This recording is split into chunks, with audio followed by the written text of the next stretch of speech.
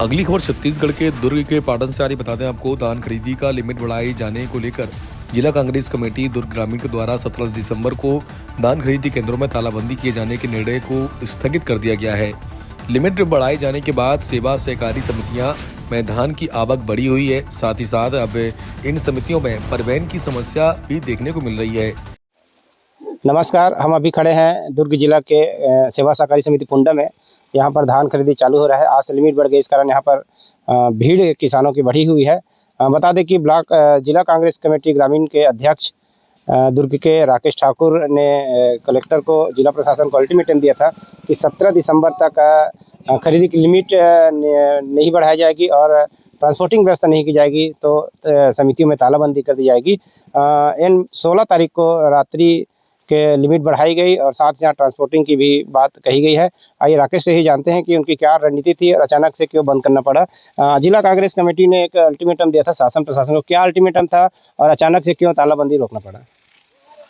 देखिए, हमने जिला प्रशासन को कलेक्टर से मिले थे, किसानों के साथ बड़ी संख्या में किसान हमारे साथ गए थे और किसानों की ये व्यथा थी कि लिमिट बढ़ नहीं रहा है, हमारी धान बिक नहीं रही है। किसान इस समस्या में थे कि कई जगह से कर्जा लेके वो धान को उगाते हैं, धान का फसल का पैदावारी करते हैं और उनको जैसी पैदावारी होता है, धान खरीदी का समय आता है तो तुरंत उनको धान बेचना रहता है ताकि कर्जा को पटा सके।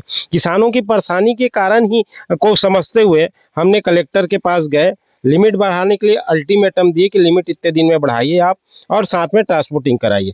हमने उनको सोमवार तक के समय दिया था कि सोमवार तक अगर लिमिट नहीं बढ़ेगा तो 17 तारीख बुधवार को हम तालाबंदी करेंगे। कल दोपहर से इनने लिमिट बढ़ा दिया। पूरा 102 जो धान खरीदी केंद्र है वहाँ सभी जगह लिमिट बढ़ा दिए और रात को कलेक्टर साहब से दूरभाष के माध्यम से, फोन के माध्यम से चर्चा हुई। उनने बताया कि हमने पूरी जगह तो लिमिट बढ़ा दिया, साथ ही साथ मेरी बड़ी एक मांग और मेरी थी कि ट्रांसपोर्टिंग भी साथ में होना चाहिए, क्योंकि ट्रांसपोर्टिंग नहीं होगा तो जाम की स्थिति बनेगी। लिमिट बढ़ा दिया गया।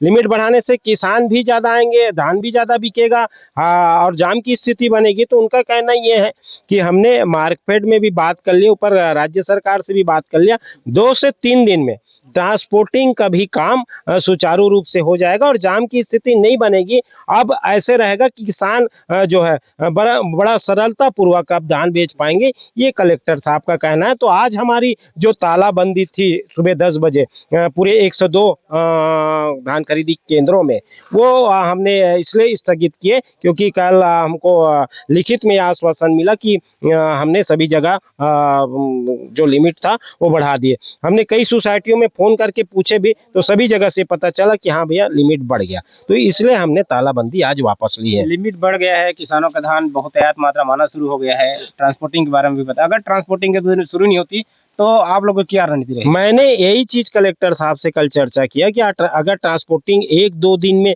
अगर सुचारू रूप से नहीं हुआ तो फिर से वही आंदोलन करने के लिए हम तैयार रहेंगे। हमारी पूरी तैयारी आज की हो गई थी, सभी जगह हमने प्रभारी बना दिए थे और तालाबंदी की पूरी तैयारी हमारी हो गई थी।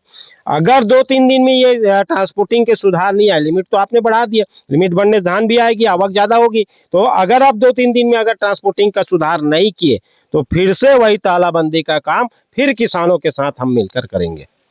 तो ये थे जिला कांग्रेस कमेटी दुर्ग ग्रामीण के अध्यक्ष राकेश ठाकुर। इनको सीधा कहना है कि अगर लिमिट तो बढ़ा दिया है, ट्रांसपोर्टिंग अगर नहीं होती है तो फिर से तालाबंदी के एक अल्टीमेटम दिया जाएगा। जिला प्रशासन को इस पर संज्ञान लेना चाहिए ताकि किसानों का जो धान खरीदा जा रहा है उसका उठाव समय पर हो सके और किसानों को धान बेचने में कहीं की दिक्कत नहीं हो। न्यूज़ नेशन 81 के लिए मैं बलराम यादव।